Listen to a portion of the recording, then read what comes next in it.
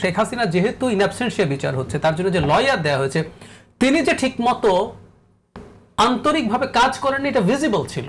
উনি হেসে ফেলেছেন কষ্টের কথা বলে, এটা সোশ্যাল মিডিয়ায় ছড়িয়ে পড়েছে। বিচার নিয়ে আমরা জানি যে এখানে মুগ্ধর বাবা তিনি বলেছেন রাজসাক্ষীর বিষয়টায় ওনারা আপিলও করতে চেয়েছেন যে 5 বছর জেল দেওয়া হয়েছে।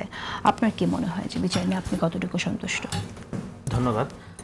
প্রথমেই যেই আলোচনাটা হলো, মঞ্জু ভাই যেই কথাগুলো বললেন, এখানে আন্তর্জাতিক মানবাধিকার সংস্থাগুলো তাদের জায়গা থেকে মৃত্যুদণ্ডের যে সমালোচনাটা করছে, এটা তো আসলে ভিন্ন একটা আর্গুমেন্ট।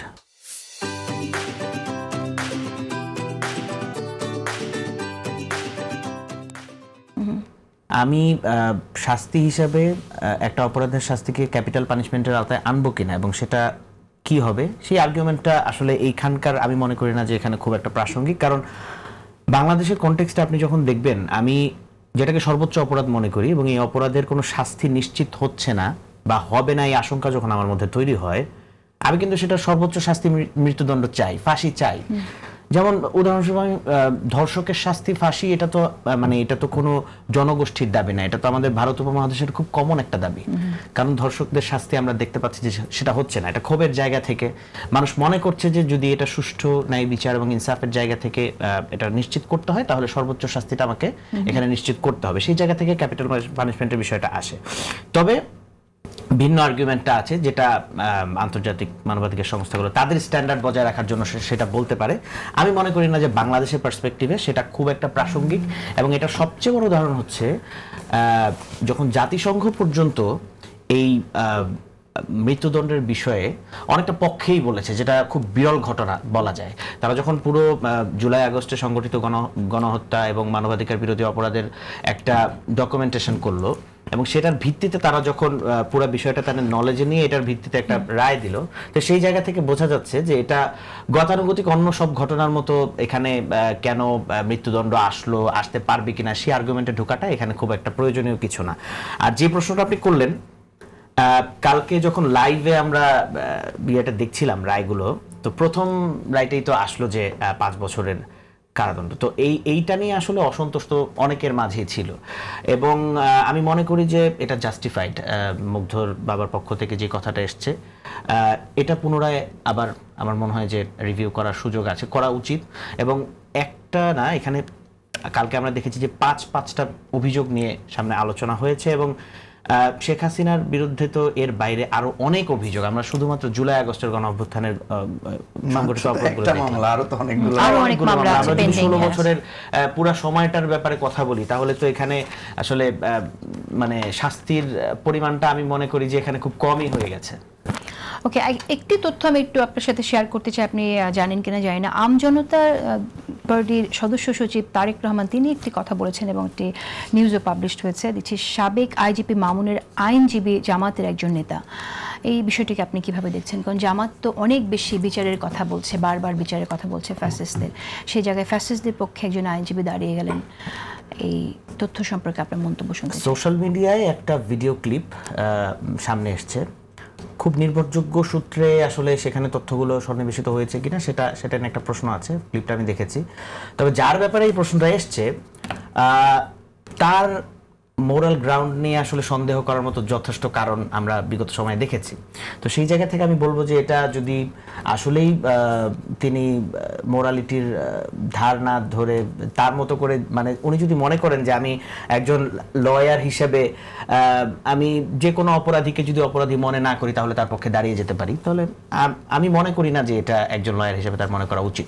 এই মোরাল গ্রাউন্ডটা একজন লয়ারের থাকা উচিত। ওকে, ডক্টর জাহিদুর রহমান, আপনার বক্তব্য শুনতে চাই।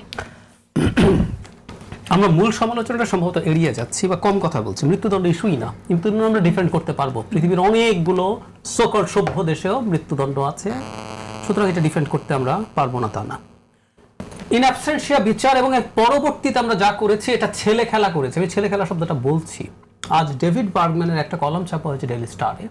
মানে বার্গম্যানকে হয়তো এখন আমাদের অনেকের ভালো লাগবে না, অথচ একসময় খুব ভালো লাগতো যখন তিনি আগে আইসিটি নিয়ে সিরিয়াস সব প্রশ্ন উপস্থাপন করেছেন। বার্গম্যানের আর্গুমেন্ট হচ্ছে, আমার হাতে অনেক ভালো সব ডকুমেন্ট থাকতে পারে কিন্তু জুডিশিয়াল প্রসেস ম্যাটার্স। অ্যামনেস্টির মৃত্যুদণ্ডের বিরুদ্ধে বলেছেন, কিন্তু এই যে শেখ হাসিনা যেহেতু ইন অ্যাবসেন্সিয়া বিচার হচ্ছে, তার জন্য যে লয়ার দেওয়া হয়েছে, তিনি যে ঠিকমতো আন্তরিকভাবে কাজ করেননি এটা ভিজিবল ছিল। উনি হেসে ফেলেছেন কষ্টের কথা বলে, এটা সোশ্যাল মিডিয়ায় ছড়িয়ে পড়েছে। বার্গম্যান যেটা বলছেন, একটা উদাহরণ দেয়, বার্গম্যানকে কোট করছি, মানে প্রসিকিউশন টিম থেকে পেপার পাওয়া 1.5 মাসের মধ্যে শুনানি শুরু হয়েছে। এই তথ্য আমি জানতাম না, আমি বার্গম্যানের লেখা থেকে জানলাম। কিন্তু বিচার যে খুব ফাস্টার হচ্ছে এই কথা আমি বহুবার বলেছি। এবং যেহেতু শেখ হাসিনার পক্ষে যৌক্তিক কারণেই উনি যেহেতু সারেন্ডার করেননি, উনি লয়ার দিতে পারবেন না, রাষ্ট্র যে লয়ার দিচ্ছে এই জিনিসটা অন্তত সিনসিয়ারলি করা হচ্ছে, এটা বোঝা যাওয়া দরকার। এখন খুঁটিনাটি বের হচ্ছে।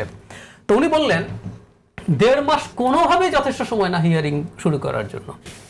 ওই লয়ারের তো টাইম চাওয়া উচিত ছিল, একবারও টাইম চাননি উনি, না দিলে কোর্ট না দিল, মানে এই যে কতগুলো প্রসেস আপনি করবেন। এবং শুধু সেটা না, এমন লয়ারকে দেয়া হয়েছে তার ভাষ্য মতে যার ইন্টারন্যাশনাল ক্রাইম সম্পর্কে কোনো এক্সপেরিয়েন্সই নেই। পরবর্তীতে ধরুন যে অডিওটা ফরেনসিক হয়েছে বিভিন্ন জায়গায়, বিবিসি, আল জাজিরারা নিজেরা ফরেনসিক করেছে, সেটা তিনি কোর্টে গিয়ে বলছেন এআই। রাদার এটাকে ভিন্নভাবে ইন্টারপ্রিটেশনের সুযোগ ছিল কিনা ওনার এই বক্তব্যগুলোকে, বা ভিসির সাথে যে তার কনভারসেশন ওটাও এখানে উপস্থাপিত হয়েছে। এই যে ফাঁসি দেব বলছেন, যে রাজাকারকে একবার ফাঁসি দিয়েছি, এদেরকেও ফাঁসি দেব, এটার ভিন্ন ইন্টারপ্রিটেশন হতে পারে কিনা, এগুলো আমি বার্গম্যানের কথা বলছি। কিছুই না, একটা দায় সারা গোছের ডিফেন্স হয়েছে, এটাই একটা বড় সমালোচনা। সো আমি মনে করি প্রসিডিউরাল জিনিসটা, এটা যদি আপিল করে অসুবিধা কি? আপিল করুক, কিন্তু আমাদের প্রাথমিক রায়ের ক্ষেত্রে ওই জিনিসটা থাকা দরকার ছিল, ওই সিরিয়াসনেসটা। একটা বিষয় হচ্ছে যে স্টেট থেকে যখনই কোনো লয়ার দেয়, আমরা অতীতে আমরা দেখেছি যে যখন ইন অ্যাবসেন্সিয়া বিচার হয়, স্টেট থেকে যখন আপনার লয়ার দেয়, তখন এই ধরনেরই কারণ লয়ার তো আপনি যতক্ষণ পর্যন্ত আসামি পক্ষে তো সন্তুষ্ট করতে পারবেন না আপনি লয়ার দিয়ে, কারণ সে তো এই বিচারকে প্রত্যাখ্যান না, দরকার না, ওর দরকার নেই। আমি বলছি লয়ার এমন একজন থাকা দরকার, আপনি তো ওনাকে লয়ার নিয়োগ করেছেন এন্ড ওই বলছেন যে ওনাটা এগ্রি করেছেন হওয়ার জন্য। সুতরাং তার ওই সিরিয়াসনেস, আমি আবারও বলছি, অন্য কোন বিচারে কি হয়েছে আসলে আমার মাথা ব্যথা নাই। আমার সারাক্ষণ একটা মানে ভয় কাজ করে, প্রসিডিউরাল প্রবলেম হলে কোর্টের ব্যাপারটা আমি এভাবে বলি, কোর্ট তো তার সামনে উপস্থাপিত জিনিসের উপরে রায় দিবে। কোর্টে যা যা প্রেজেন্টেড হয়েছে সেখানে সারা পৃথিবীর মনোযোগ এখানে ছিল, সবগুলো ওয়েল ডকুমেন্টেড, লাইভ আছে, ডকুমেন্ট আছে। সো এই প্রশ্নগুলো যখন হবে, এই বিচার প্রক্রিয়া, শেখ হাসিনার অপরাধের যথেষ্ট, ইভেন বার্গম্যান বলছেন যে এত অকাট্য সব প্রমাণ আছে, কিন্তু সেগুলো ঠিকঠাক মতো প্রসিডিউরালি এটা ঠিকঠাক মতো প্রেজেন্টেড হয় নাই। সো প্রশ্ন ওগুলো নিয়ে প্রেজেন্টেড তো হওয়ার কথা না, কারণ আপনি নিজে আসামি হয়ে তো আপনি থাকছেন না, আপনি এটাকে ডিফারেন্ট দিচ্ছেন। আমি আবারও বলি, এই প্রশ্নটার জবাব 1.5 মাসের মধ্যে যখন হিয়ারিং হচ্ছে, একজন লয়ারের বেসিক কথা হচ্ছে আমি একটু সময় চাই। অ্যামনেস্টিও তাই বলেছে, উনি সময়ও চান নাই, মানে উনি কোনো রকম একটু দায় সারা করছেন, একটু কোনো রকমে গেছেন, একটু অ্যাক্টিং করেছেন, শেষে হাসি চাপিয়ে রাখতে পারেন নাই, এটা ভিডিও ছড়িয়ে পড়েছে। এটা খুবই আমার মন খারাপ, বলছেন আমার মন খারাপ, আমি দুঃখ পেয়েছি বলে উনি হাসছেন।